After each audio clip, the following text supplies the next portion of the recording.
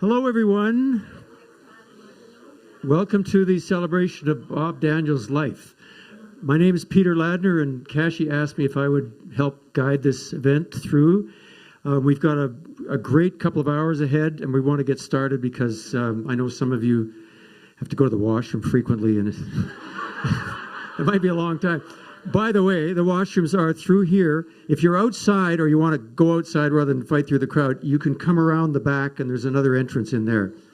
But, or you can go in the bush. What the heck?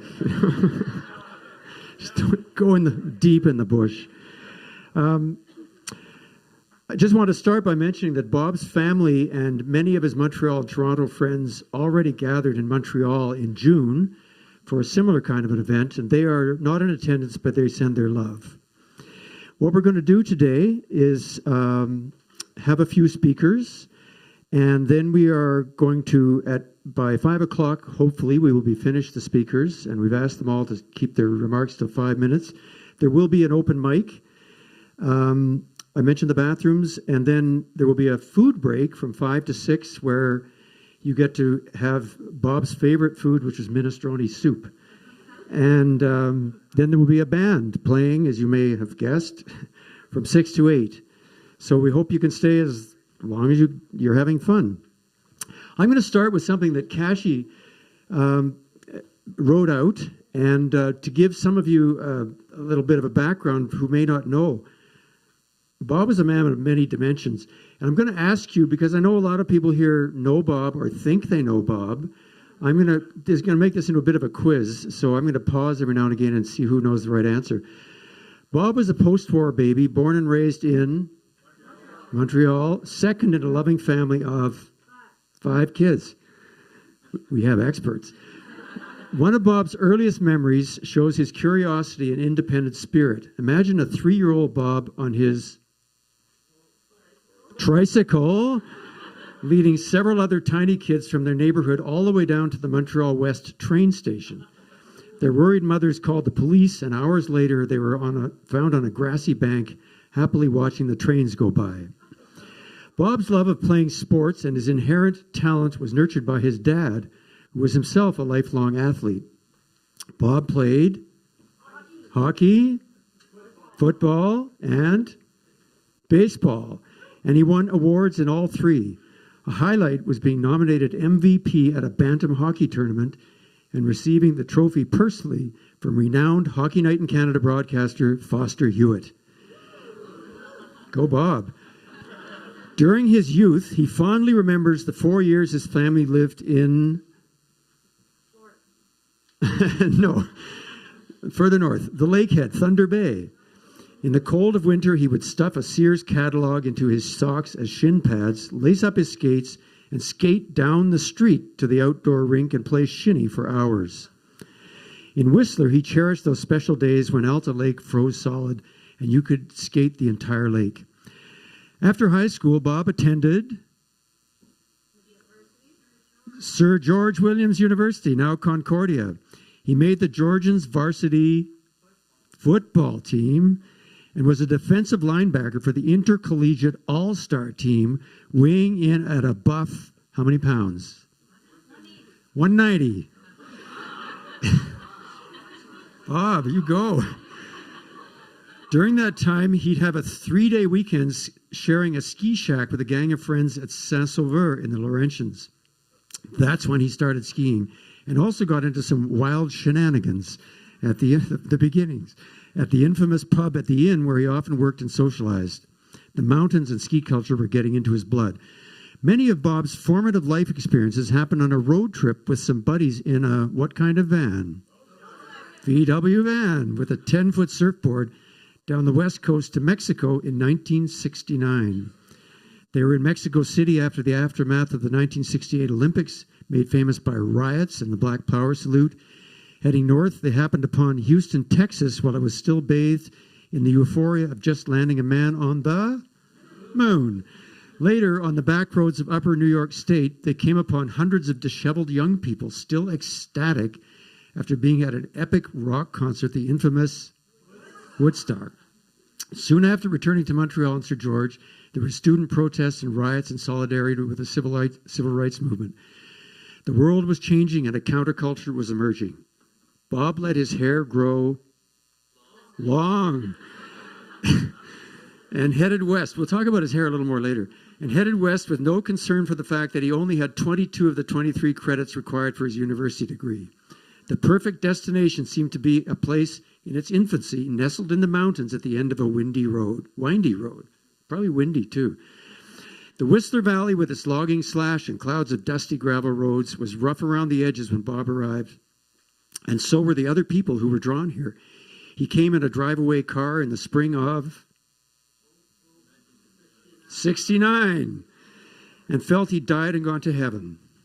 He was in awe of the big mountain experience and the jewel that is Alta Lake. He was also attracted to the youthful energy of the place. Remember youth. The raw frontier potential. And that youthful energy is what kept him here for 50 years. He never looked back. I'm going to ask Cashy to say a few words.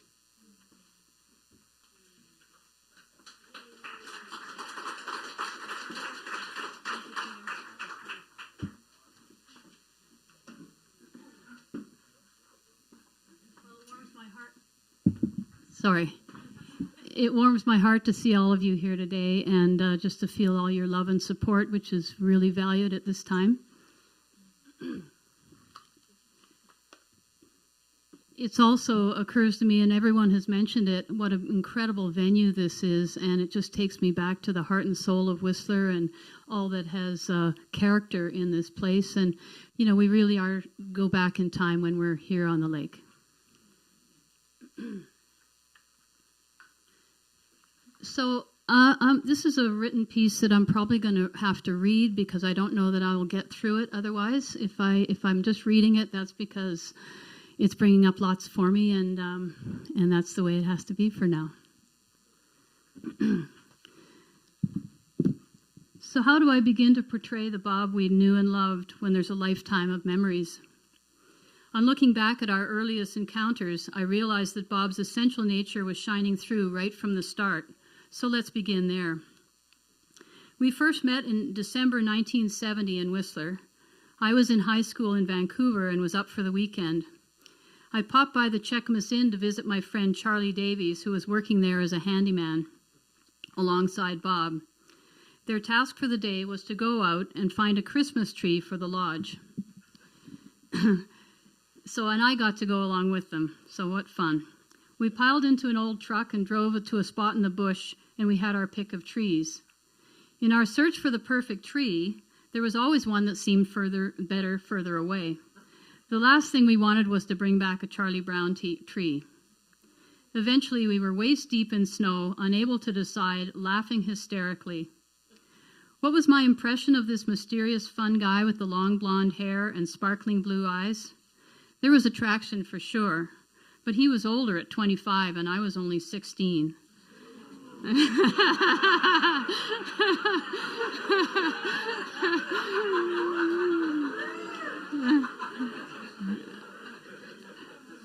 A spark was kindled, but it would take time. Whistler in the early days, with its hippie vibe and crazy parties, was exciting for those of us coming up from our conservative upbringings in Vancouver. Toad Hall was amongst a cluster of old cabins at the far end of Green Lake and was home to a motley crew known as the UIC ski team. Nearby was a huge conical sawdust burner from the old logging days where all-night parties would happen.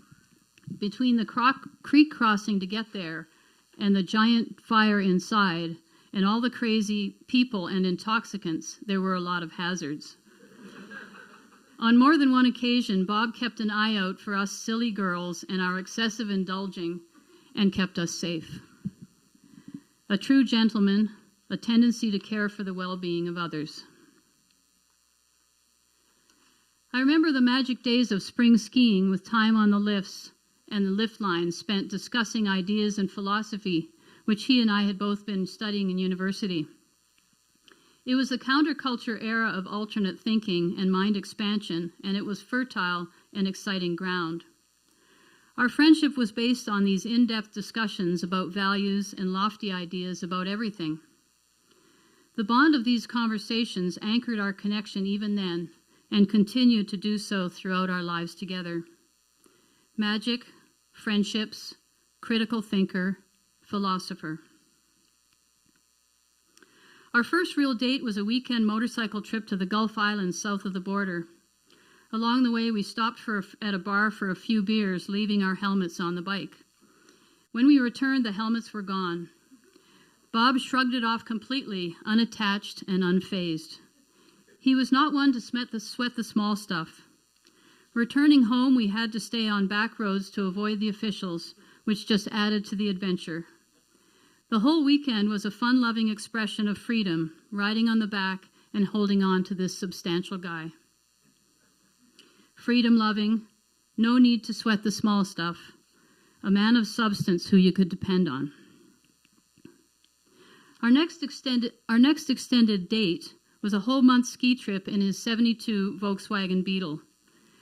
We drove to the major ski resorts in the western U.S., skiing Sun Valley, Alta, Snowbird, Aspen, Vail, and Squaw Valley. When we were crossing into Montana, we ended up in a huge snowstorm on a road that, unbeknown to us, was not serviced during the winter. The wind had blown enormous snowdrifts onto the road. Using as much speed as possible, Bob would plow that trusty Volksy through the snowdrifts, but having to stop and shovel and push ourselves out repeatedly. Looking back, the situation could have been dire, being the only car out there and having no means of communicating. Eventually, we made it to the other side unscathed and happy to tell the tale of our adventure. I was learning more about this good-natured, generous man. Life for him was an adventure, and all the more fun when you fly by the seat of your pants, winging it without plans. I was also learning that Bob had guardian angels looking after him, a theme that showed up time and time again. Good-natured, generous, adventure-loving, winging it with no set plans, guardian angels. In early 1976, I took off with a backpack on indefinite travels overland to Central and South America. I had been 6 months on the road. Bob planned to meet me in Lima, Peru. His Questmount Mines venture was in limbo, which freed him up to come. He had decided to... Oh, geez, I missed a whole page here.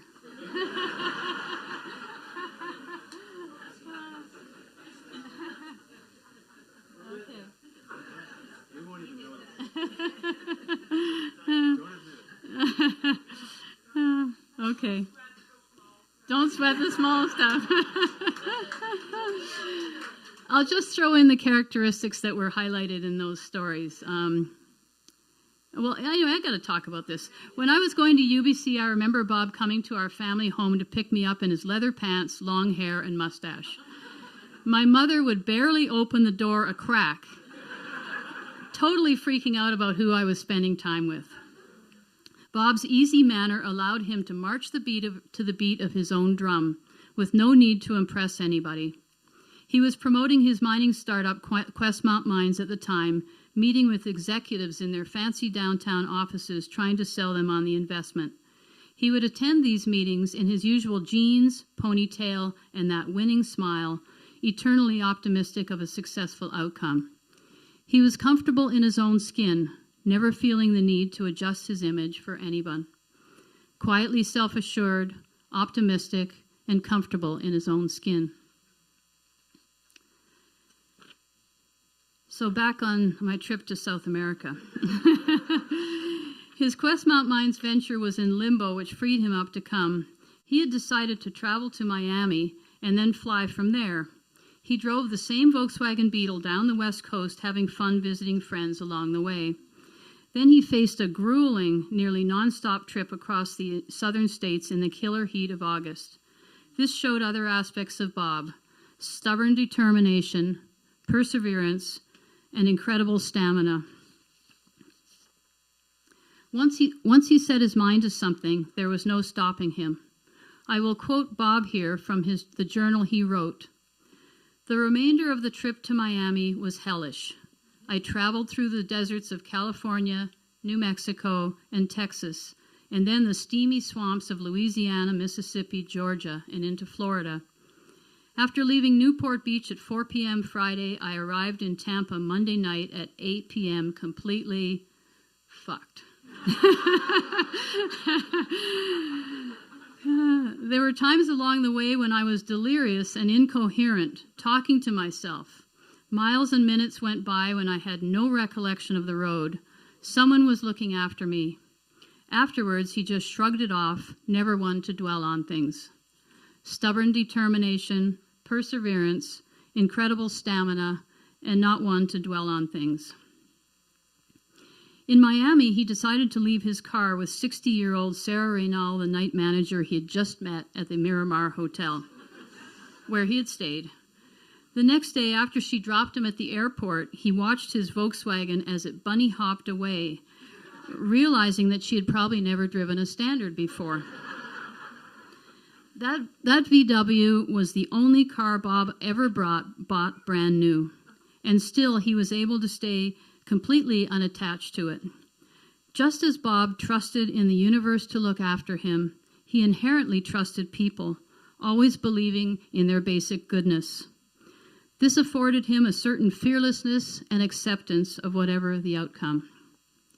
Trust in the universe, belief in basic goodness, fearlessness, and acceptance. From Miami, he flew to Lima, arriving in a city in complete turmoil with tanks in the streets and a curfew. That rendezvous and the following months of adventure finally solidified our relationship. We had some adjusting to do to really get to know each other, but looking back, that was when we considered ourselves a couple and what we celebrated years later as our anniversary. That was 47 years ago. Bob had had to be patient, waiting for this restless young woman to settle and to be ready to commit. The next 8 months were spent traveling cheap and rough all the way. We're getting to that. Okay. The next 8 months were spent traveling cheap and rough all the way to Tierra del Fuego and back. We experienced one magical place after another, meeting a vast array of crazy and quirky people who are also on the Gringo Trail. Bob loved interacting with everyone and hearing their stories and perspectives. The quirkier, the better. The trip in those days was the epitome of the road less traveled, enduring hardships and every manner of grueling transport, including the bucket of a tractor. But hardship was not new to Bob. He had worked at many tough and nasty jobs, not the least of which was staking claims during the winter in Timmins, Ontario, in 40 below weather. Willingness to rough it, love of quirky people and their stories, not one to complain or dwell on suffering. If our courtship was unconventional, the following years continued that way. It was 1977 when we moved to Whistler and started Snow Goose Transportation, losing money every year. Eventually, with a bit of dumb luck, we sold the business and made enough to buy our lot in Tapley's farm and build our house, a kind of enforced savings plan. For 7 years, we also ran Orca Tours, a camping tour business for Europeans, and there are some of our drivers here in the audience. I did see them. There they are. There they are. Two of them right back there. They were all friends. It was always friends we hired, both for Snow Goose and for Orca Tours, etc. So, all in the family. In 1983, we built our house together with the help of builder Ralph Jensen and Don Bigger. The house has transformed over the years with Bob's tasteful upgrades, but our home is still on Easy Street and has served as a family haven for 40 years. Late September 1985, we surprised our parents by inviting them on a boat tour of Vancouver Harbor, and then told them we were getting married right then and there. The boat was called the Barely Legal. That's true. Which was appropriate because we were already 5 months pregnant. A fact that was becoming more and more difficult to conceal. Then there were the blessings and challenges of having and raising two beautiful daughters in a resort town. Bob gallantly shouldered the responsibility of supporting the family, tirelessly embarking on a vast array of jobs, culminating in a 35-year career as a realtor. Those girls were the light of Bob's life, as was his little grandson Beau in more recent years. He was hugely supportive of the girls and all their varied endeavors, as well as mine. Bob was essentially a free spirit, and that pursuit of freedom colored everything about him. He liked nothing more than the open road on his motorcycle, the wind in his face, the promise of new people and experiences ahead. Skiing, especially in powder, kayaking off the West Coast, mountain biking, playing hockey, and hiking all afforded him this sense of freedom as well. Bob loved being outside and spending time in nature. It brought him tremendous peace, freeing his spirit and giving him perspective on our insignificant place in the universe. In his working life, Bob was never afraid to get his hands dirty or to try something new. He was almost always self-employed or worked on short-term stints and contracts far and wide. He somehow balanced his work life with our passion for extended travel adventures, which took us to Asia and Latin America almost every year before the girls were born and after. Again, his unconventional free spirit was at play. For Bob, there was endless curiosity about the world around him. He was passionate about the economy and in keeping abreast of the business world and current affairs. With equal interest, he studied Eastern philosophy and let those principles guide his daily life. If he wanted to feel physically free, he also wanted the mental expansion of thought that came with reading the mystics. He loved listening to music, especially jazz. He loved his laughter-filled phone conversations with his siblings and lifelong friends. He loved the sanctuary of home and office he had created on Easy Street. His favorite thing to do at the end of the day was to soak in the bath with a glass of scotch and read business articles or his favorite philosopher, or both. He relished the privacy and isolation of Nelson Island to indulge another expression of freedom, nudity. He would sit reading and drinking his morning coffee on the deck completely nude. In the afternoon, he would relax on our granite beach in the nude and then dive carefree into the refreshing ocean. Bob had an insatiable appetite for life and all the varied people in it. Kindness was his religion, which he practiced daily. He could relate to his multi-billionaire clients or street people equally, making them all feel comfortable. Whether in the locker room, on the chairlift, in a coffee shop, or in a realtor's meeting, he had the gift of engaging people. When donating to Goodwill, he would always travel personally down to the downtown east side to look in the eyes of the people there, the ones who were receiving his clothes. Free spirit, unconventional, hugely supportive of others, lifelong learner, genuine curiosity, insatiable appetite for life, and unconditional kindness. So Bob would be disappointed to be missing this gathering of so many of his favorite people. But he would also be miffed at all the fuss being made over him. He hated being the center of attention and was an expert at deflecting conversation away from himself so he could learn about others. Bob was not meant to grow old, and he was never one for long goodbyes. The handout with the explanation, the inserted explanation, I don't know if you have that, but anyway, it's there so that it captures Bob's essence, his heart, his heartwarming smile, his humor, his free spirit, his principles of living, and his perspective on life. So that's all in here for you to put on your fridge at home. You can put the page with the picture, or you can put the page with the signs and symptoms of inner peace, which is what he did live by and what he looked at every single morning before making coffee. So I want to just say thank you to Bob for everything.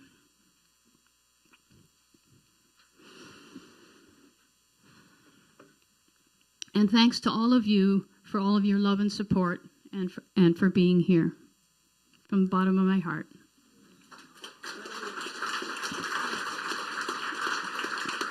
And I apologize, Peter. I definitely took more than 5 minutes. But I'm allowed to.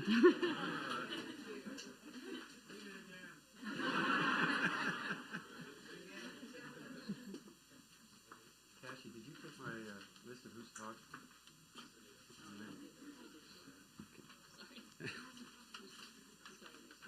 That lost helmet became a bit of a theme. We did a cycling trip in Mexico, and Bob did the whole trip for 1 week, wearing nothing but a red bandana on his head to protect him from grievous head injury. Daryl Kincaid, you're up.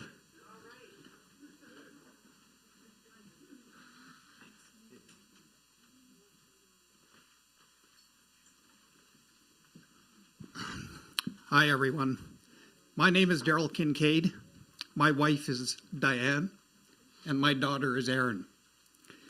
I want to talk about the word nice, because that was Bob Daniels. And I thought about it a lot here the last little while. And my definition for the word nice is somebody that's kind, loving, and caring. Somebody that's considerate, compassionate, somebody that respects the world, everything in the world, whether it's alive or not, somebody that's humble, and above all, somebody that's honest. That was Bob Daniels. He is the nicest man I ever met. Period. We shared lots of adventures together. It didn't matter where we were, whether having coffee at the back end of the Spearhead at 8,000 feet, sitting on the deck of a boat looking at a sunset over the Hecate Straits that went on forever, biking in the red rocks of the desert, or even just trying to do business deals where we're sitting over the hills of San Jose. Bob and I shared the same views of the world. And our view is that the world is a wonderful place. People are wonderful people. And it was just, he was the nicest man I've ever met. So we shared lots of adventures. The ones that really stand out are the hiking trips that we would do in the fall. Particularly for many years, we would go and we would walk into Singing Pass with the girls. And we found a great place to camp inside the park, and we would light a fire. So Bob didn't believe in rules all the time. Actually, he didn't abide by them, okay? Whether it was, a said rule or unspoken, we'd just adjust. And that was the beauty of Bob. I would like to say that you don't get to choose your family. That's just who you get. I'm happy, I'm glad, and I'm very blessed that Bob chose me and my family as friends. Thank you very much.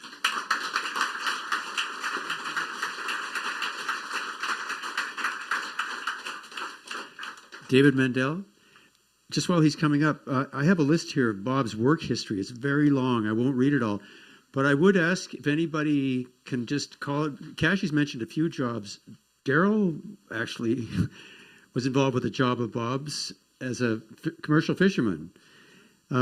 Anybody else name any other jobs that Bob had? Whistler Water Slide manager. Yes, sir. I don't know, did you ever go down the water slide in the lawn chair with Bob? We'll get to that. David.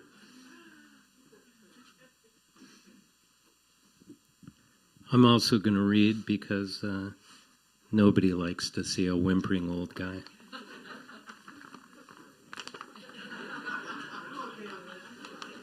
Except for Daryl. I'd be way worse.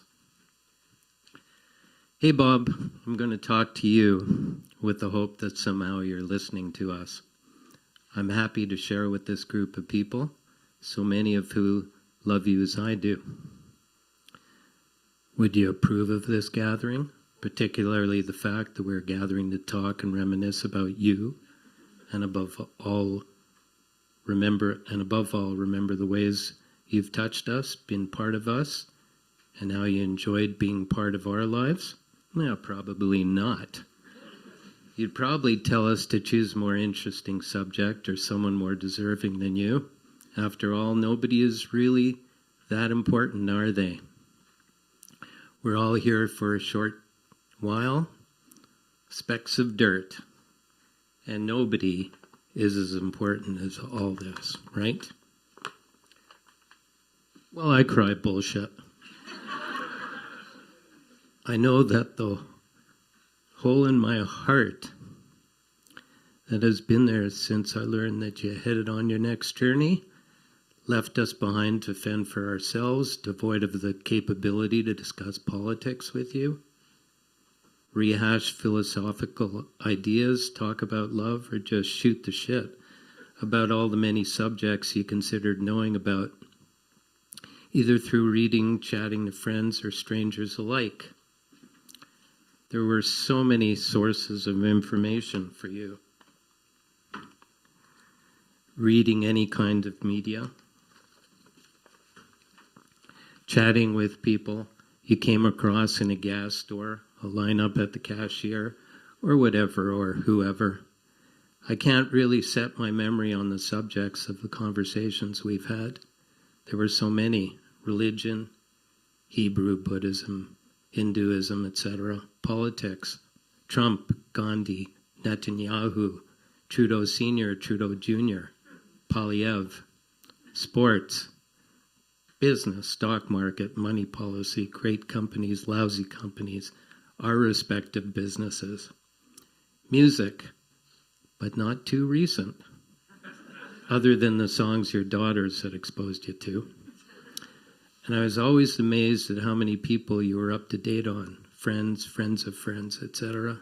Above all, you were interested because, well, you were inclusive. You were interested in the details because those details were as important as the big picture. And you were kind. Bob, you were so zen. Zen, but not too zen. You had such an even temper. Or so I thought. On a kayak trip many years ago, I got to witness a slip-up. Bob and I, once Cassie had decided not to continue on the trips, would be double kayak, tent, meal partners on several trips. One time in Nootka Sound on the west coast of Vancouver Island, it was Bob's and my turn to make dinner for the group. Smoked oysters, cheese hors d'oeuvres, already finished. Really, you're rather compact on these trips, particularly when it comes to stoves and fuel. Picnic tables? Stuff is on the ground. One little freestanding burner with a very large pot on it, with all kinds of veggies and some sort of delicious Thai peanut sauce, looking good, smelling better, our best work. And then one little slip as Bob nudged the pot handle. And the dinner was in the dirt. A brief moment of silence by the very hungry group. And then Bob cut loose with a string of profanities to match how pissed he was as the enormity of the situation set in. Silence. Shock. And then we broke into hysterical laughter and applause as we realized that Bob had broken the seal of Zen that surrounded him.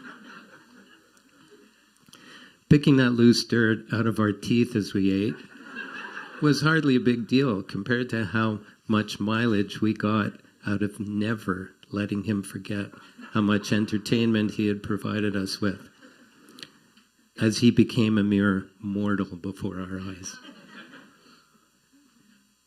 Bob was always good for staying for a cup of coffee or a beer, bumping into one another, waiting for hordes to head down the mountain, dropping in, whatever. Bob loved music, as I've already offered, just not music that was composed too recently. He always lamented that he wasn't much of a singer. That said, Bob certainly appreciated those who could sing and showed great appreciation for those who could. But Bob could hug with the best.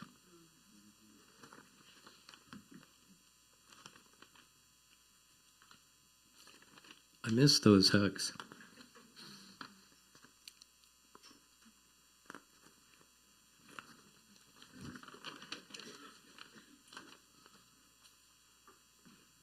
Luckily, he and Kashi have passed that technique on to Claire and Mia.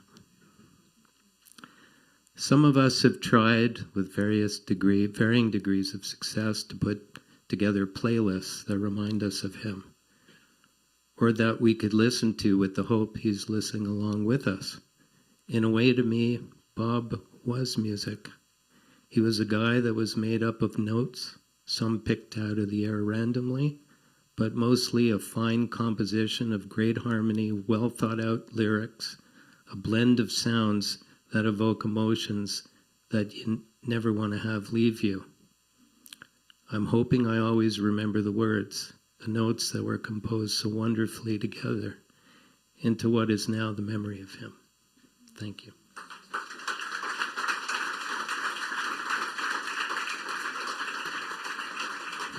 Thank you, David Mandel. David actually put together a playlist of Bob's favorite songs, or what he thought were Bob. Did you just make that up, or were those actually his songs?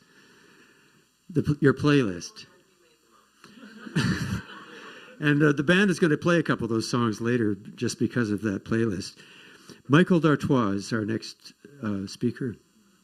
While he's coming up, Bob had this knowledge of international affairs that always astounded me, and I discovered quite recently that it was because he subscribed to Foreign Affairs, and I made it was a quarterly, big, fat, scholarly kind of thing on, and I made the mistake one time of saying that must be interesting, and he sent me a subscription.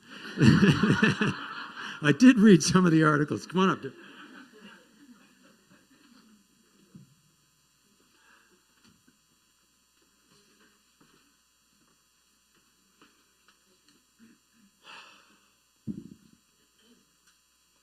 Darrell and David, thank you.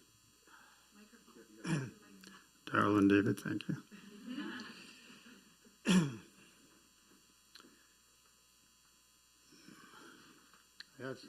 I have some small print here, so this is a collection of a bit of Kashi and a bit of me.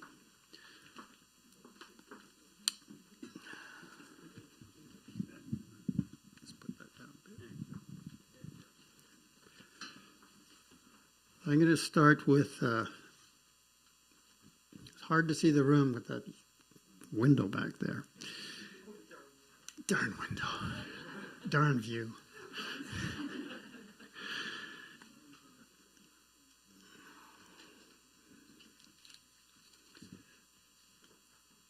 I'm going to start with some of Kashi's notes, which we've heard a lot of already. Most of you remember Bob as a realtor, which he has been for the last 35 years. In the early days of Whistler, you had to be creative in order to survive. He was willing to seize every work opportunity, whether those offered to him or ones he created himself. Let's take a look at the eclectic mix. Peter, you've covered a lot of them already. Bob's first job in Whistler, then called Alta Lake, was in the spring of 1969. Melting snow around the recently built Christiana Inn, just across the lake over there. It revealed all the construction debris that had been there all winter. Sandy and Putty Martin hired Bob and a friend to clean up the mess. Bob was always willing to get his hands dirty. During the winter season of 70-71, he worked as a handyman at the Cheakamus Inn with J.R. Who's J.R.? And which lift did he like to ride? Thank you, Cassie.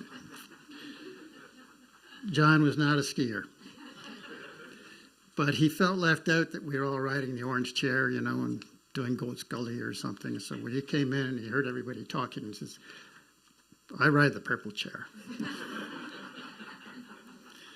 Bob earned $200 a month plus room and board, a season's pass, and a share of the tips if he stayed until the end of the season.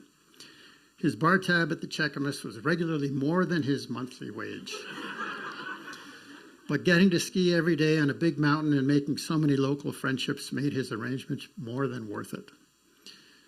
When the West Side Road was being extended to Alpine Meadows in 1972, he drove a water truck, keeping the dust and fires at bay during that scorching hot summer. He fondly remembered early mornings paddling a canoe from the little log cabin where he lived across the lake to get to work. Like so many in the early days, Bob had to go elsewhere to find work. So from 72 to 76, he teamed up with partner Alex Clark, starting their junior gold mining company, Questmount Mines. He did everything from selling shares to executives to hands-on prospecting and field exploration in the bush, and the majority of this took place north of Timmins at 40 below. But Bob never saw this as a hardship. In 1977, although I had met Bob before 77, he was in Ontario a lot of that time. This is when we first connected, really, to get to know Bob.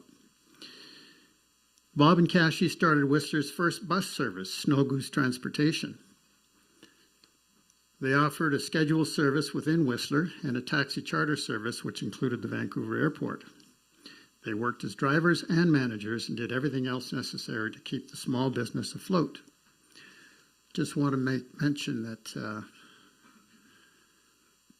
there are people in the audience where I met Bob. His second stop on his schedule travel from Alpine Meadows to the gondola base was to go to Garrow Condominiums, which was Robin Cromley and Gabriella Cromley had some condos on Timber Lane, and they would rent them on a short-term basis.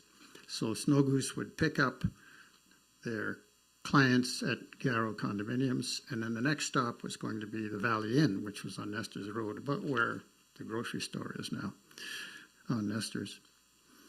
So I ran a little B&B there, and I could sleep about 15, 16 people. But I had a breakfast every morning, and I had customers. But Bob's stop would be right there at the Valley Inn, Snow Goose van coming up to the door. And he would inevitably, he or Kashi would walk in, sit down, have coffee. I'd offer them breakfast if they wanted it. It was just gift made in heaven for me, because oftentimes there was so much snow. How are your guests going to get to the mountain? As a matter of fact, we have one person here tonight who was probably one of the first people to stay in the Valley Inn, and it was so reasonable, he stayed for 3 months. And he was from Thunder Bay as well, and anyways, he came back second season and third season. And that is Monty Clemens, who's here in the room. So, so they worked as drivers. They did everything necessary to keep the small business going. And eventually they had a van, 5 school buses, a leased highway coach, and a mix of colorful local drivers, which I'll get to in a minute. The main bread and butter of the business was the contract with Whistler Mountain to shuttle skiers between the Creekside base and the garbage dump that was soon to become Whistler Village. That was when Bart Ross and Nigel Trotter had Whistler's first commercial espresso machine. The school bus painted brown, and it was parked at the bottom of the Olympic Run. The village was the garbage dump. We're under construction, and everyone's at the end of the day would say, "Hey, let's go down and have a cappuccino." And I don't think we even heard of lattes at that point. Anyways, it was tunes, dogs, and coffee, and treats, and it was wonderful. And then Snow Goose would be there to take people back to the gondola base. So the bus also met the train each morning, and Bob and Kashi had a contract to manage the little train station. Anybody know where that train station was?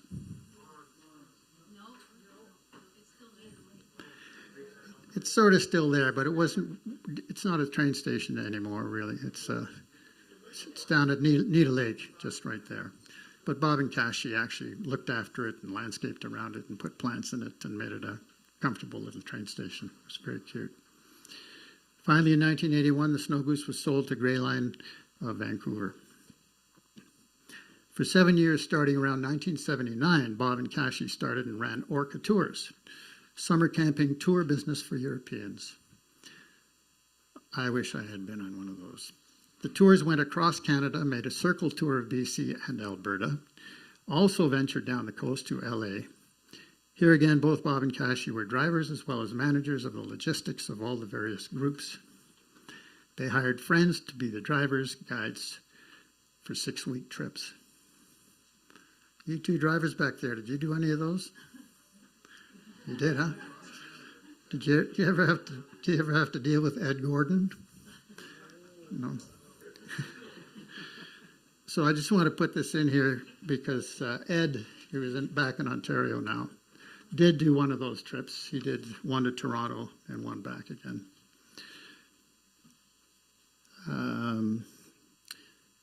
Hey, Michael, to the best of my ability, some others may offer corrections. So here's some of my recollections going back to the late 70s. I worked for 2 failed attempts at transit in Whistler. Then came Snow Goose, the real deal. I wasn't their best employee. Bob did have to reprimand me on one occasion. I think I was late. I hope it was only once. The fleet was in good shape, a good crew of drivers. Some were females, I assume. Bob and Kashi didn't require us to identify. I did one trip for Orca Tours, Canadian camping trips, to Vancouver Airport, across Canada, to Toronto Airport. What a fabulous opportunity, a mixed group of European folks in their 20s, setting up camp every night, doing our own shopping, great variety in our meals as everyone took turns cooking. Got another group in TO and headed west, taking the Yellowhead in Manitoba across to BC. Stopped for lunch at a ranger's campsite in BC beside a creek.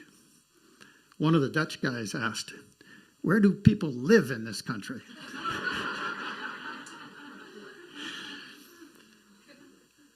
I know many of us played old-timers hockey with Mr. Daniels.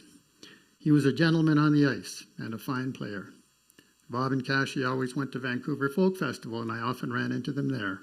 Sometimes caught a ride there or back. When we would see each other in the village, we would take time to chat about bands and music, any music we were listening to. I'm sure it has been a difficult summer for Kashi. I'm also sure she has a solid base of close friends that are here for her and with her. Take care. Ed by the Otanabe River. Yeah. So to continue, you stole a lot of time, Kashi, so I'm going to borrow some from David. Always been a housing crunch in Whistler, and in the 80s was no different. Bob found his own solution. He made arrangements to be general contractor building a house in Alta Vista for a couple he'd met while driving the bus. In return for managing the project, Bob negotiated 3 years of free rent in the suite of the house. Bob also managed the property, finding friends to rent the upstairs portion of the house. I think that was the Hampsons. 2 daughters, Erin and during the fall of 1983, Bob worked as a roofer with Doug Bach installing the metal cladding on the new Pika's restaurant on Whistler Mountain. With fresh snow almost every day, the job involved endless shoveling just to access the cold metal. No doubt Bob and Doug's humorous banter is what kept them going. One summer, let me just see, I don't want to get ahead of myself here. It's coming. One summer in the early 80s, Bob was a commercial seine fisherman with longtime friend and seasoned fisherman Darrell Kincaid. They fished all up and down the west coast and north to Prince Rupert. Despite the demanding work and long hours, Bob savored the new experience and the chance to see the BC coast in summer glory. Sometime in the mid-80s, Bob's friends, Jim Allen, Bugs Johnson, are they here, by the way? Started a company called Weatherhaven Industries, which set up turnkey camps in remote locations. They were fabric structures, but included insulation, flooring systems, electrical, plumbing, heating, even a sewage treatment plant. Bob worked as expediter on these ambitious ventures, which took him to Greenland, Ellesmere Island, and Alaska. Always willing to go elsewhere and try something new, Bob seized this opportunity to be in the far north during the midnight sun with a gang of interesting people, including Whistler builder Richard Langevin. The Whistler Springs water slide and spa pools opened at the base of Whistler Mountain in the village in 1985. Bob became operating manager, the position he held until 1987. One of the favorite after-hours things to do by the staff was to launch themselves into the slides, riding on plastic lawn chairs and literally flying down the slides. Bob was known to take Claire as a tiny infant in his lap and ride the slide, but thankfully without the chair. Bob knew how to make things fun.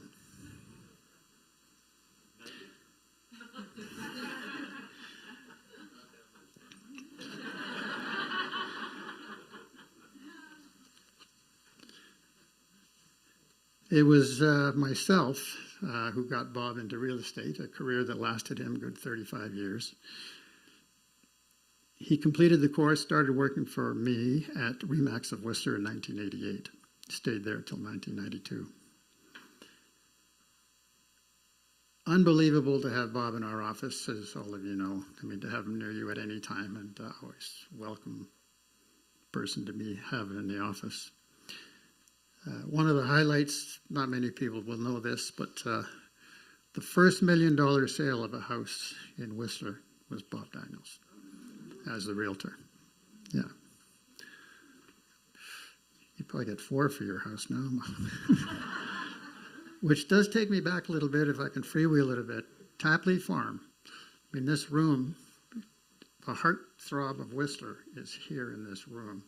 And you know, Tapley's was not going to happen. The first application for development turned down. Council didn't want it. We got rid of that council, put in another council. Lo and behold, that 80 acres got developed. 80 lots were developed, and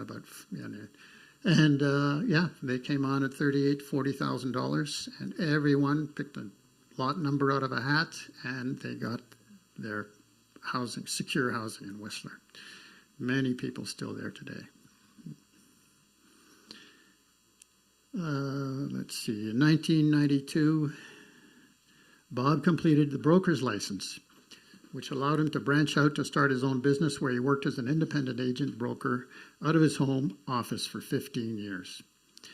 Late in 2007, Maggie Thornhill started the Thornhill Real Estate Group, invited Bob on board to act as her broker. Bob continued to work as a salesman, but took on the added responsibilities required of being the office's licensed agent broker. First time he's really had a real job. A lot of responsibility with that one.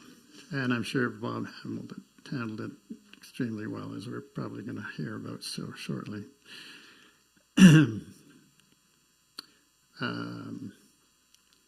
So Bob stayed on when Engels and Volkers came on, Bob stayed on as a salesperson. And as a realtor, Bob brought impeccable integrity, a calm demeanor, good listening skills, and attention to detail. He went over and above the call of duty to serve his loyal clients with his deep understanding of the economy. the markets, all the various properties. Bob loved the people part of the business. Retirement was not in his repertoire, even at 77. Bob never shied away from hard work. An important part of his makeup and identity were wrapped up in the work he did. He was never afraid to try something new or to get down in the trenches and get his hands dirty. He always brought fun and enthusiasm to whatever he did, and Bob had tremendous respect for the working person, no matter what their social stature or economic bracket. In your handout here, signs and symptoms of inner peace, if I can share with you, there are 9 of them here. The last 2, I feel, connect for me very strongly about who Bob is. This is tendency, contented feelings of connectedness with others and nature. Frequent attacks of smiling through the eyes from the heart. That's my Bob Daniels. Thank you.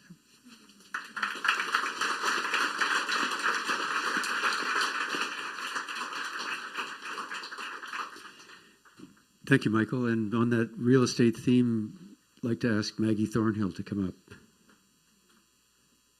Oops. Oh, there she is.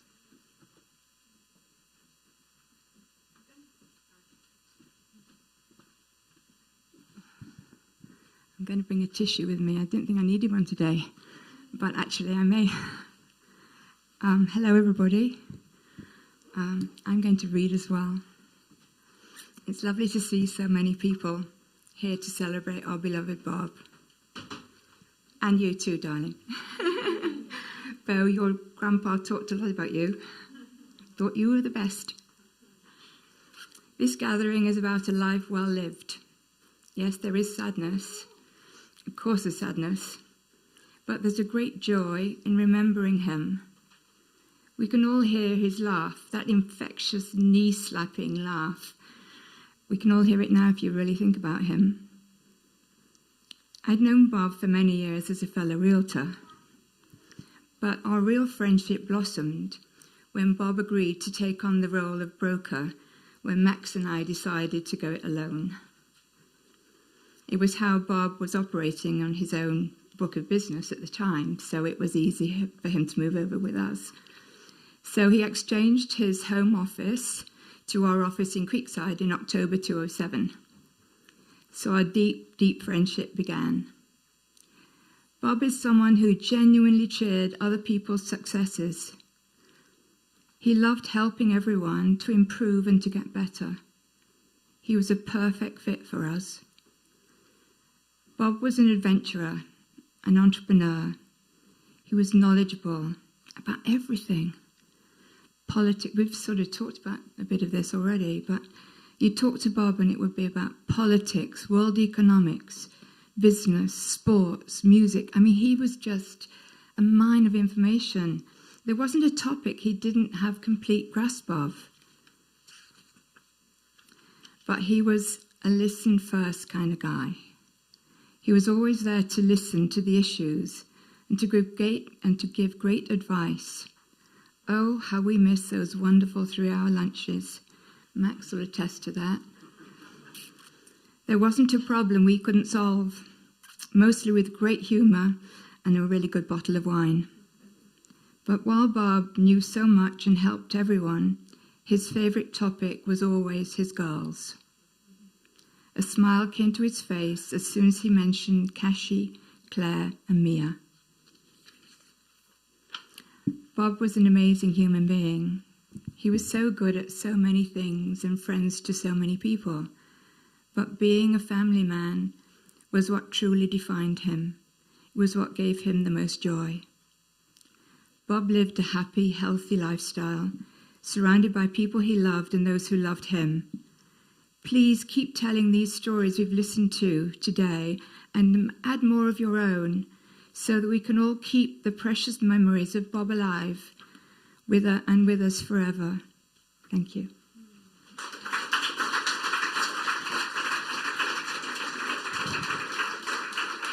Thank you, Maggie.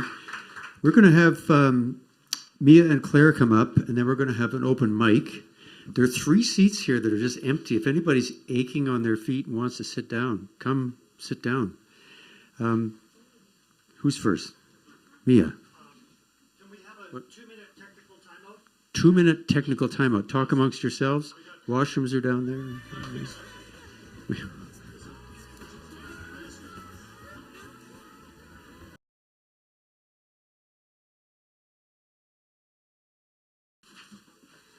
Arbutus trees, midsummer's heat, red paper bark splits open.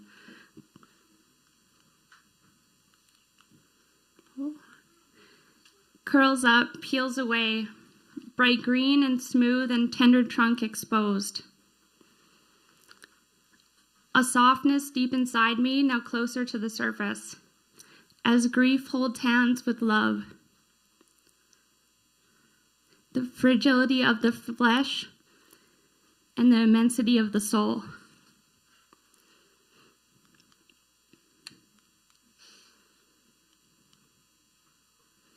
I heard it in the wind last night. It sounded like applause. Chilly now, end of summer. No more shiny hot nights. It was just the arbutus rustling and the bumping of the logs.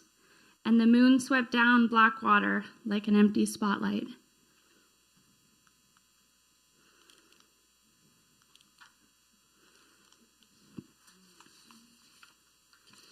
In May, I spent a week with 4 of my best girlfriends, camping and surfing on the west coast of Vancouver Island, a place that always feels like coming home.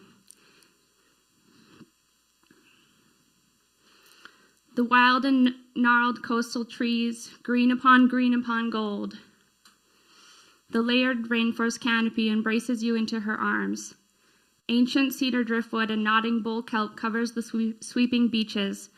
Waves of the wild and cold Pacific Ocean, there is no taming. Full moon overhead casting her mysterious shadows, illuminating the magic, the mystery, and the connectedness of it all. Here in this place, the ocean surrounds me, wild embrace. I feel the quiet and calm returning to my body. Bob, I feel you close when I am here, connected with it all, opening my heart to the world. I feel you with me. I feel you a part of me.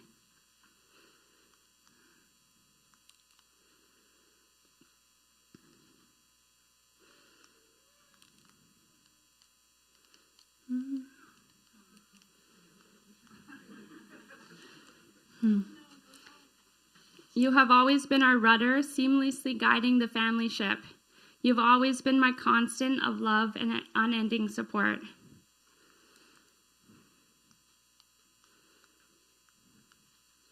I wear your talisman necklace at my heart. I am learning that grief can be an opportunity to celebrate love and the preciousness of life, time, and relationships.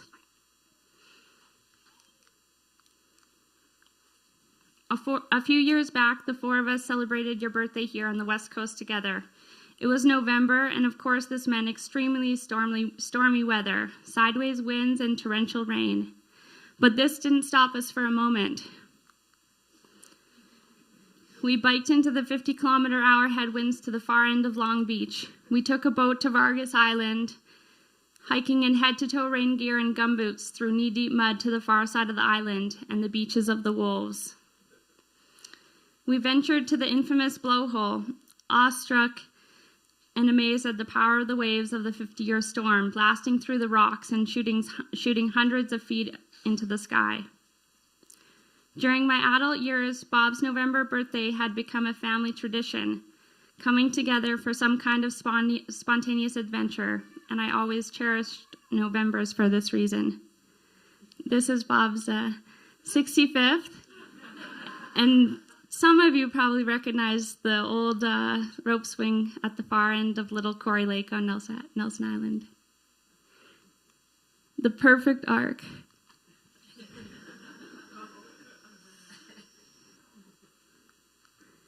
Together, you and Kashi instilled in me the spirit of adventure, travel, and a love of the outdoors. From such a young age, we were living the virtues of simplicity and spontaneity, while being filled with the curiosity, confidence, and humility that such in-the-moment experiences allow for. For me, these childhood memories of adventures are simply pure joy.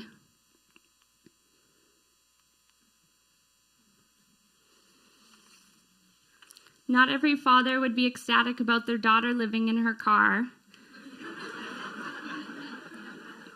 but I could hear the genuine excitement in your voice when you joked how Alex and I were living in our oceanside duplex, which was really our cars parked side by side, living light for another summer of surfing.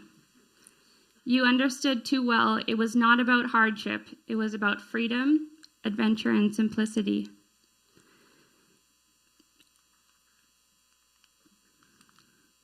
In my creative pursuits, I always felt not only your support, but your genuine curiosity, interest in how you truly valued the creative expression.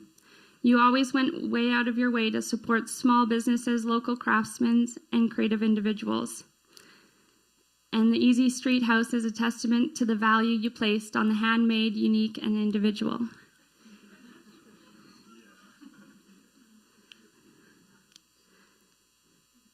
One of my favorite things was to drink our morning coffees together in the cafe at the cabin on Nelson Island, looking out into the colorful twisting trunks of the arbutus grove, glowing in the morning hour.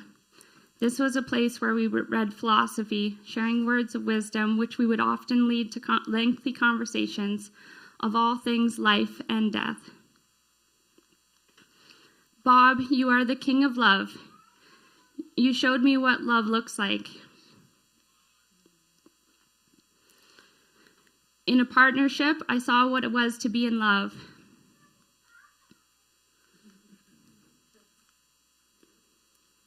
Raising a family, I felt love every single day. Love and respect and support for your family, friends, co-workers, you could always be counted on.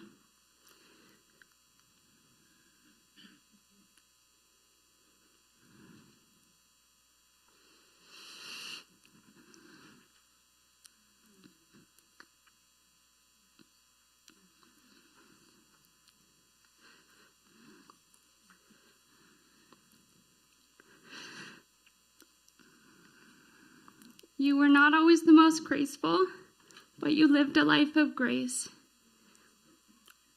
With a lack of judgment towards yourself and others, you were able to live each day with a sort of radical kindness.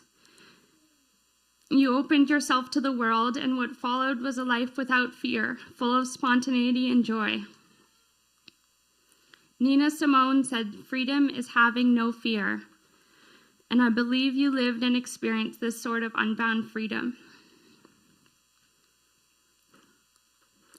Today, I feel grateful, such an immense gratitude, and so much love. Thank you for sharing such a beautiful life together.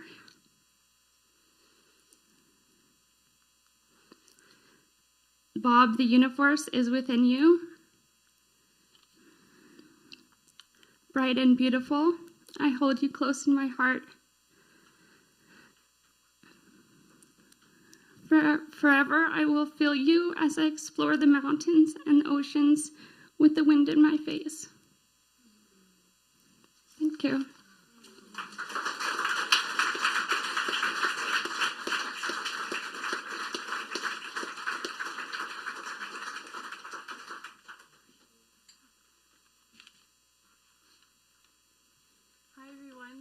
Hi everyone. So glad to see all your beautiful faces. Thank you so much for coming. Guess I'm taller. Hi. Thank you everyone for coming. It's great to see you all.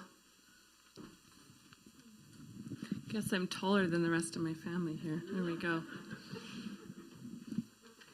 Thank you. So Bob was a son, a brother, a friend, a teammate, a colleague, an uncle, a husband, a father, and a grandfather. When I was learning about grief with my 4-year-old son, Bowden, I learned about the invisible string. People who love each other are always connected by a very special string made of love. Even though you can't see it with your eyes, you can feel it with your heart and know that you're always connected to everyone you love. We are connected to Bob by our invisible strings of love, and our invisible strings connect us to all those that love Bob. Love never dies.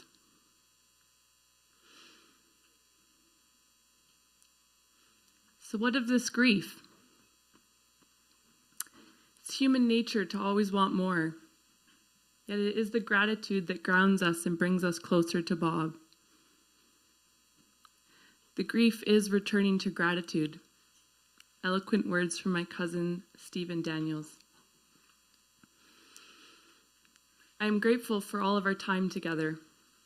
Family travels to Mexico, Central America, and Asia, exploring different cultures and present tense living.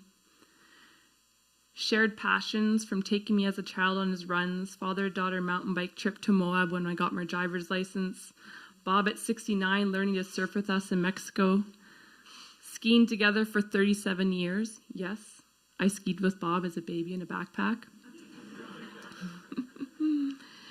And the simple day-to-day, coffee in the sunshine, dinners, patiently showing me again how to chop firewood, laughter, big hugs. I am grateful for our closeness. I remember Bob coming to watch one of my high school volleyball games. When my shift was done, I happily slumped into Bob's lap. My teacher later remarked on this ease of closeness, which almost surprised me. I have always felt a special closeness with Bob. As a parent, Bob fostered independence. Like when we were teenagers, he would ask, "What time are you going to be home from the party?" And when we were in university, he sent us off with accounting ledger books to keep track of our finances. He also showed us the importance of interdependence. Connection to family, community, nature. Living by example the values of integrity and kindness. Prioritizing experiences over things.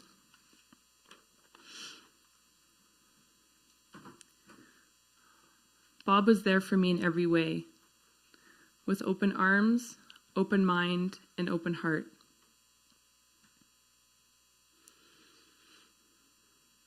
I am grateful that Bowden lights up when he talks about Bobbio.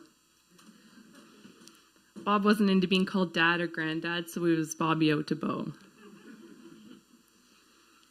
They had the best time together. Bob and Bo dance parties, bike adventures to coffee and grilled cheese.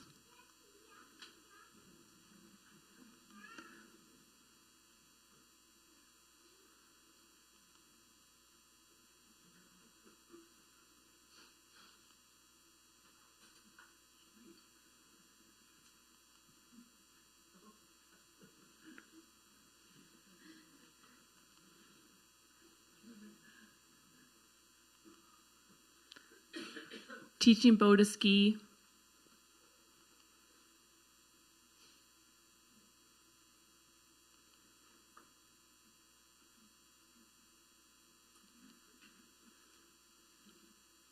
These are the bike adventures to grilled cheese.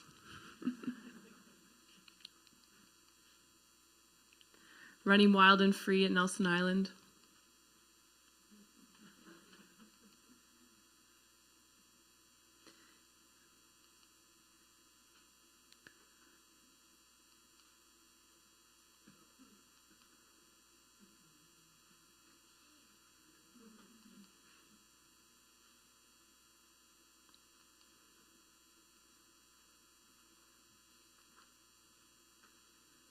Making the fire together, snuggles on the couch.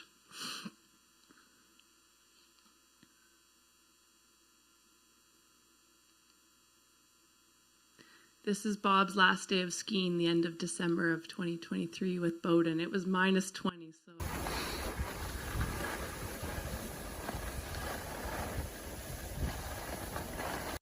Oh yeah, 2022, pardon me. Bob had a special silly when Bo was around, and I see Bob and Bo every day.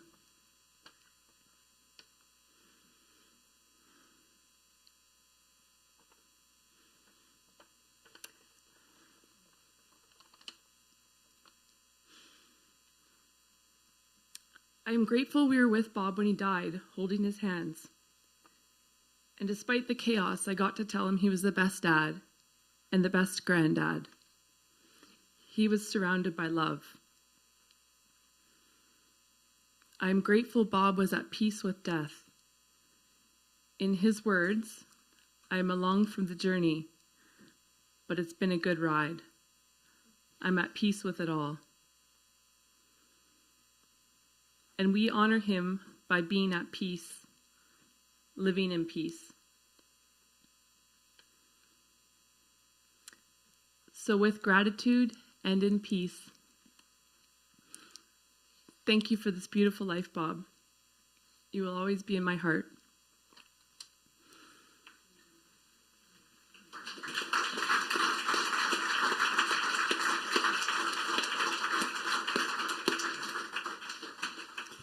Thank you, Claire. We have a little time left. I know Mike Ryan wanted to say something, and anybody else who has a few things to offer. And everybody said so many nice things about Bob. I just have to say, if you've ever driven with him, there's one unnice thing about Bob. He would put the seatbelt on until the dinghying had established his sense of independence and freedom, and he couldn't stand the noise anymore, and he finally buckled up.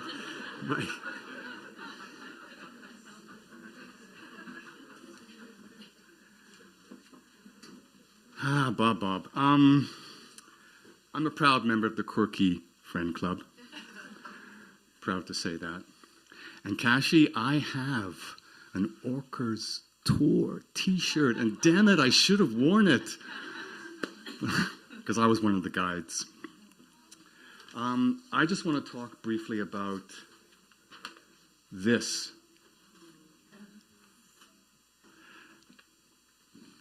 That smile. There was a lot I could say about my friend Bob, who I've known for almost 50 years. But what I want to talk about is that smile.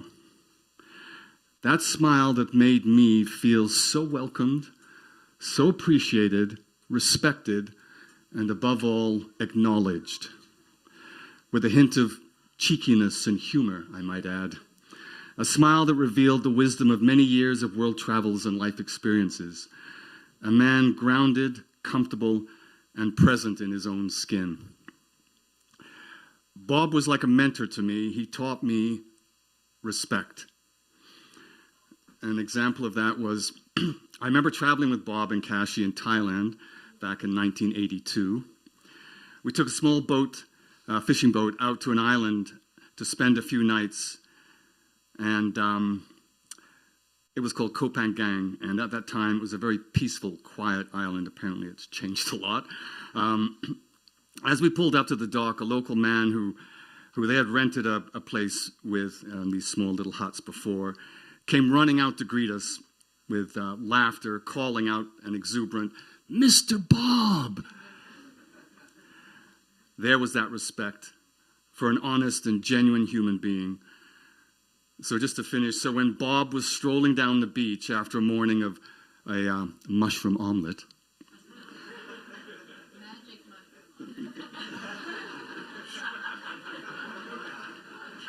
wearing nothing but a local leather thong, it didn't look cheesy, out of place, sleazy. It was just Mr. Bob with a big smile on his face.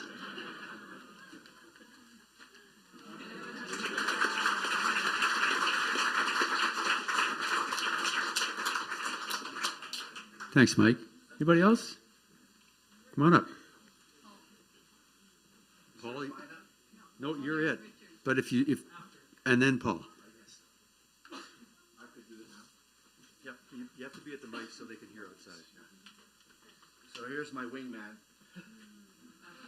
My name is Richard Langevin, and I had the pleasure of working with Bob on a number of projects. If I may start with, I first met Bob when I visited, Bob and Cashy rather, when I visited Pat and Paul Bader, their neighbors, and Paul Martin was in that same subdivision. It was a lovely place called Tapley's Farm.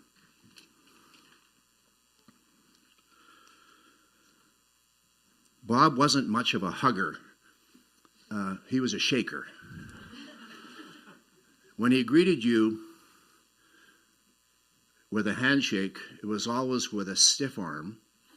You couldn't get close to him. And he had a bone-crushing grip, which he would eventually release you from with a glimmer in his eye and a full-hearted laugh at the end of it.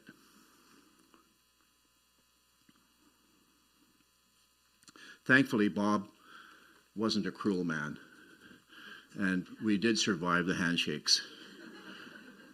Towards the end of a meeting, I might be able to sneak in a small hug.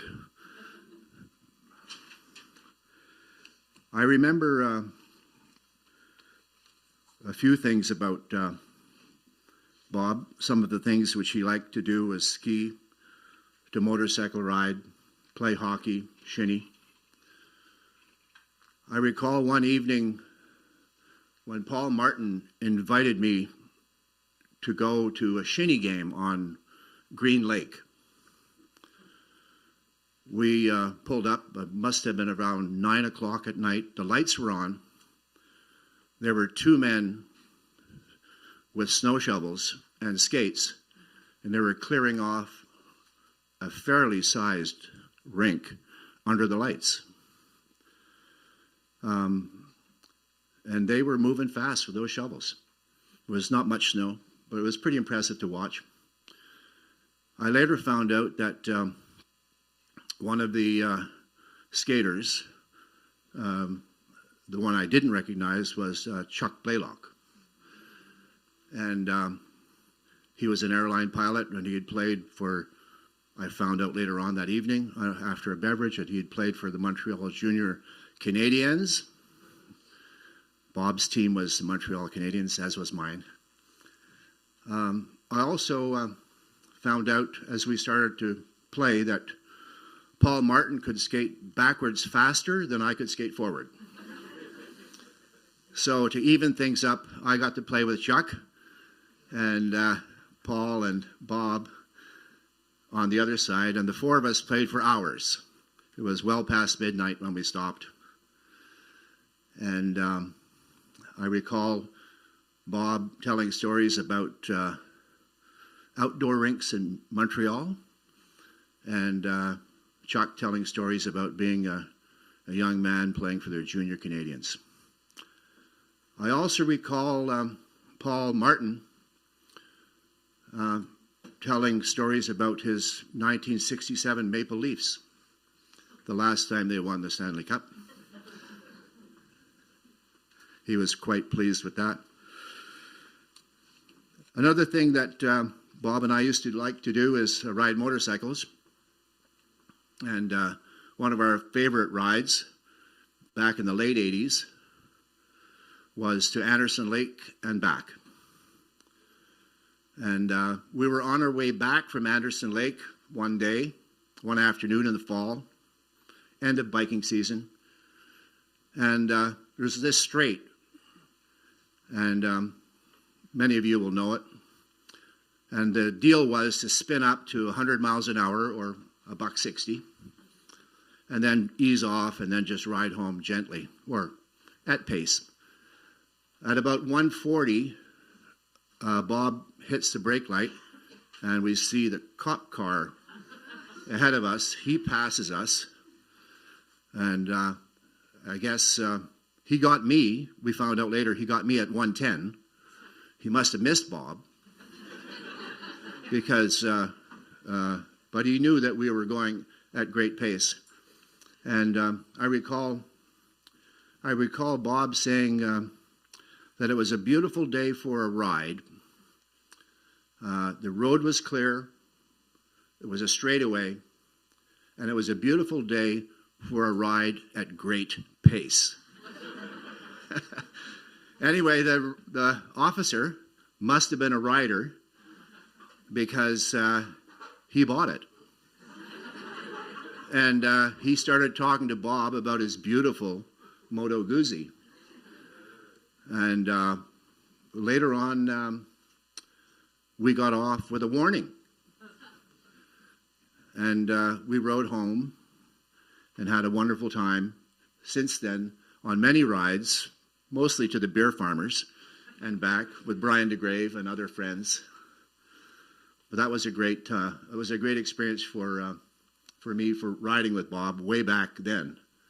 Another thing I recall about Bob in his skiing and his riding, he had great style. Bob would lean into a turn, whether it's on his motorcycle or on his skis.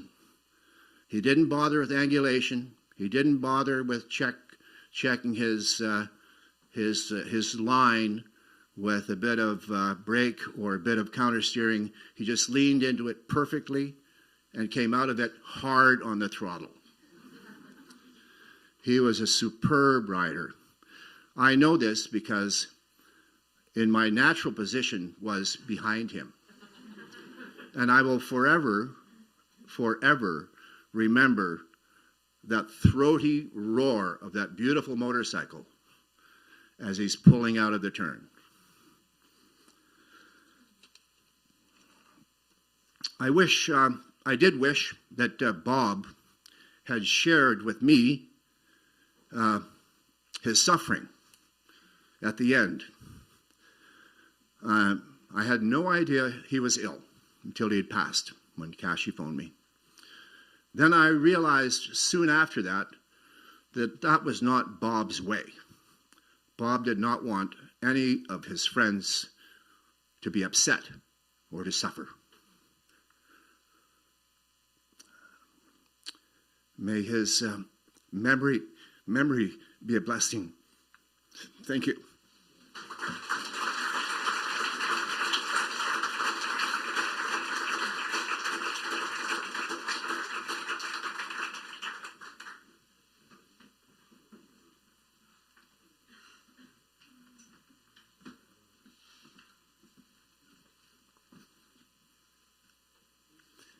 Hello, everybody.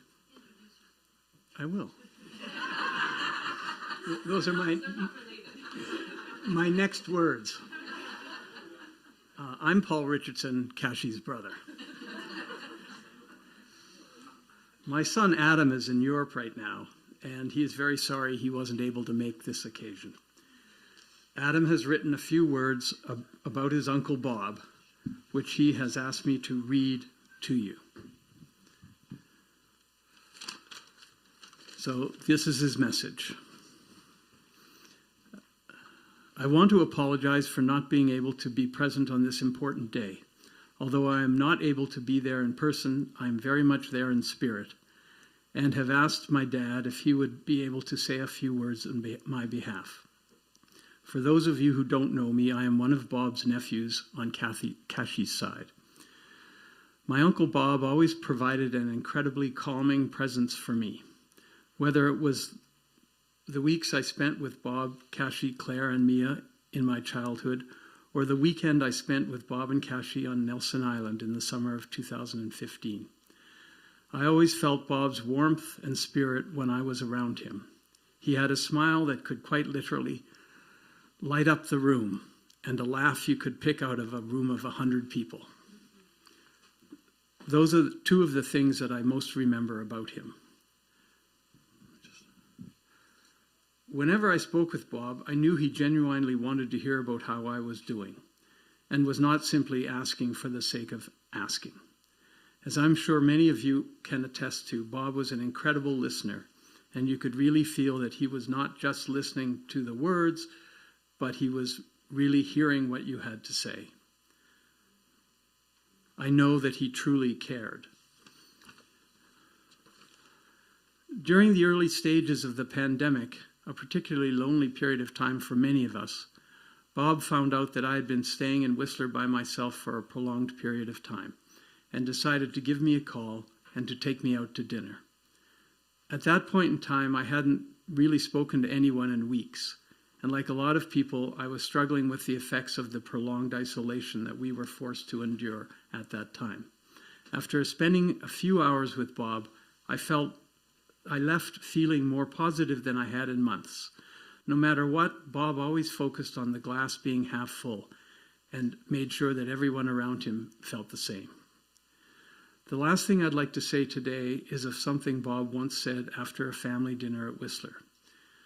We were sitting in the living room at Bob and Cashy's house, and we're discussing some of the different places we had each traveled over the years. Having had many adventures himself and talking about some of the time he had spent in South America, Bob smiled and said, "I think in life people just want a place to live, some good food, and great company. That's all you really need." I think those words represent Bob at his core. Like all of you, I love and miss Bob dearly, but cherish the time I got to spend with him and the memories I have of him. Thank you.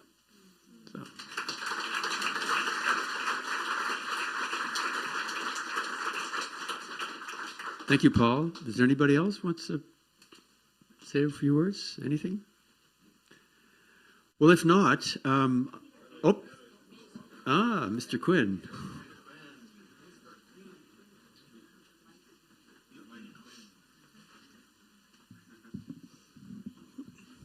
Hello. Yeah, I'm Peter Quinn, and it's nice to see everyone here. I think almost everyone here has traveled with Bob, down to the grocery store, up the lift, all over the world. But one of the trips I got to do with Bob happened just about 50 years ago this month, and that was up the Black Tusk. And it was a trip we did without supplemental oxygen. We did have some performance-enhancing window pane, which we split into 4 pieces, there being 4 of us. And whoever supplied it is conveniently not remembered at this moment. And then we continued, and we continued with every step being one of awe and amazement and no exhaustion. Amazing. So we got to the top of the Tusk, and we looked down at the Helm Valley, and it seemed pretty monochromatic. We thought this is a good place for a performance piece, and so we pulled out a couple of our brightly colored Frisbees, and we threw them down, and we called it Frisbee on Cinder. That was it.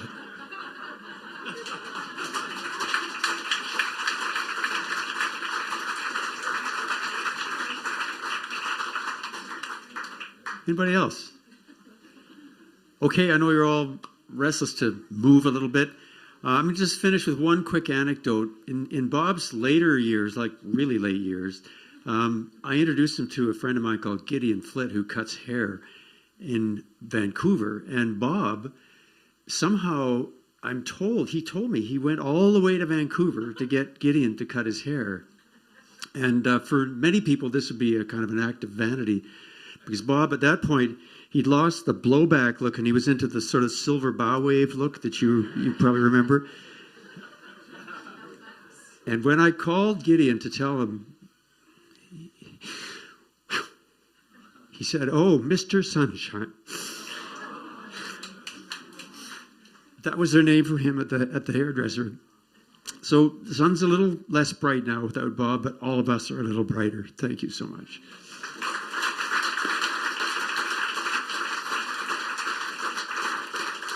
So now we have some food. Oh, Sally Ann. And we're not even, but Sally Ann's got a very short thing to do, and then Cashy's going to wrap it up and then do the food and other stuff. Thanks. Hi, I'm Sally Ann. So I just have a little thing to say first. Like many of you here, I knew Bob for many decades. And I just want to say something about Bob, the yes man. Not that I ever thought he was a hanger-on or a suck-up or a sycophant, but rather I want to tell you about my take on his unique and endearing use of the word yes. When we saw each other after some time had passed, Bob always had the uncanny ability to glean something that was dear or currently important to me and ask about it. It could have been a person, place, project, or perhaps a pet. He'd ask and I'd answer and he'd reply, yes, with a very slight lift at the end of the word. To me, that meant two things. I've heard you, and I'm still interested, and so I'd continue. And I'd get another yes, till I'd said all that I wanted on the matter. It was unique, very gratifying, and special. That yes was so Bob. I loved it, and I'll miss it.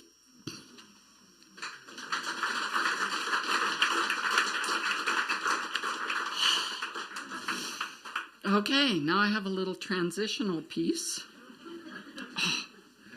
to read that's on the back of your pamphlet. For what is it to die but to stand naked in the wind and melt into the sun? And what is it to cease breathing but to breathe the breath from its restless tides, free the breath from its restless tides, that it may rise and expand and seek God unencumbered? Only when you drink from the river of silence shall you indeed sing. And when you have reached the mountaintop, then you shall begin to climb. And when the earth shall claim your limbs, then shall you truly dance.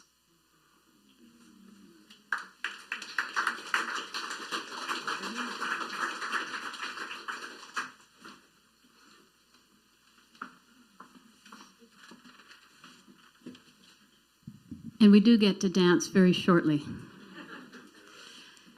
It's just to pull this off today has required the input from all of you to make the huge effort to be here, and some have come from far and wide, and I really appreciate each and every one of you to make that effort and to be here for all of us. We feel your love, we feel your support, and it's just incredibly important in our transition. But other than that, I want to especially thank Michelle Crow. Michelle Crow has been involved with the vision of this day, the planning, the logistics, the orchestrating. Every single inch of the way, I've been dependent on her, and we've all been, she's just been well, I call her the energizing buddy. You know, she's just behind it all and just working like a fiend. And Michelle, could you stand up, please?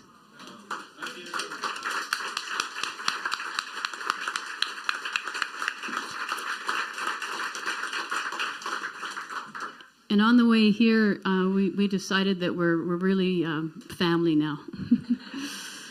In addition, the Point crew. So Stephen, all the way along, making the arrangements to be here. He's just been amazing. Tim Smith with the audiovisual. Raj doing the sound. Peggy in the kitchen. Katie and Emma running the bar. Later on, we're going to hear music from Guilty Pleasure, which is the band that Peter Ladner is in, and when they start playing, they will introduce themselves, and we can appreciate them then. But I just want to thank them for being here and making it a fun and really celebratory event. Jan, Gail, all the soup helpers, and all the Sweet Table contributors, thank you so much for all your effort, and we will imbibe and enjoy.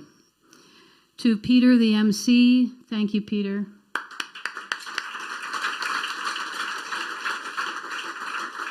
MC extraordinaire.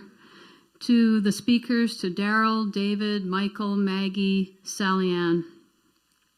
What we're going to have now, as Peter mentioned earlier, is Bob's very favorite food, which was soup. He would eat soup 365 days a year.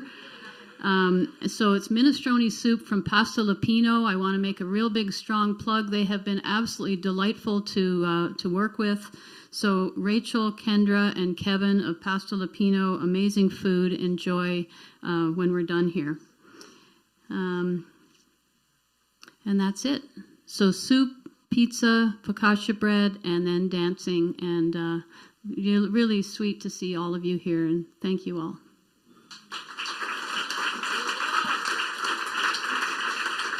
And to Bob, who's behind it all.